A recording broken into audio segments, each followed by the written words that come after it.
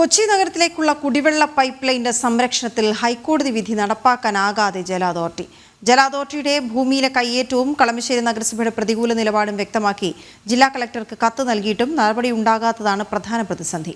അതേസമയം കൂറ്റൻ പൈപ്പ് ലൈനിൽ പൊട്ടലുണ്ടായാൽ മനുഷ്യജീവന് ഭീഷണിയാണെന്നും 15 ലക്ഷം ജനങ്ങളുടെ കുടിവെള്ളം മുടങ്ങുമെന്നും ജല അതോറിറ്റി മുന്നറിയിപ്പ് നൽകി.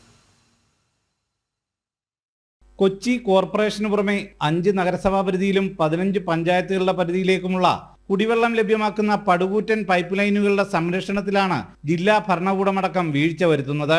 ആലുവയിലെ ജലശുദ്ധീകരണ പ്ലാന്റിൽ നിന്നും ശുദ്ധീകരിച്ച വെള്ളം തമ്മനം ബൂസ്റ്റർ പ്ലാന്റിലേക്ക് എത്തിക്കുന്ന പൈപ്പ് ലൈനുകൾ 1965ലും 75ലുമായി സ്ഥാപിച്ചതാണ്.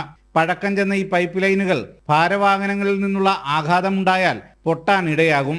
അതിനാൽ പൈപ്പ് ലൈൻ റോഡിലൂടെ ഭാരവാഹനങ്ങൾ കടത്തിവിടരുതെന്നും അതിനായി ക്രോസ് ബാറുകളും ബാരിക്കേഡുകളും സ്ഥാപിക്കണമെന്നും മുന്നറിയിപ്പ് ബോർഡുകൾ പ്രദർശിപ്പിക്കണമെന്നുമായിരുന്നു ഹൈക്കോടതി ഉത്തരവ്. എന്നാൽ ക്രോസ് ബാറും ബാരിക്കേഡും സ്ഥാപിക്കുന്നത് ആംബുലൻസും സ്കൂൾ ബസ്സുകളും പോകാൻ തടസ്സമാകുമെന്ന് പറഞ്ഞ് കളമശ്ശേരി നഗരസഭ എതിർത്തു. വാട്ടർ അതോറിറ്റിയുടെ ഭൂമിയിൽ മുമ്പ് സ്ഥാപിച്ച ക്രോസ് ബാറുകൾ നശിപ്പിച്ച് ഭൂമി കയ്യേറി നിരവധി കച്ചവട സ്ഥാപനങ്ങളാണ് പ്രവർത്തിക്കുന്നത്.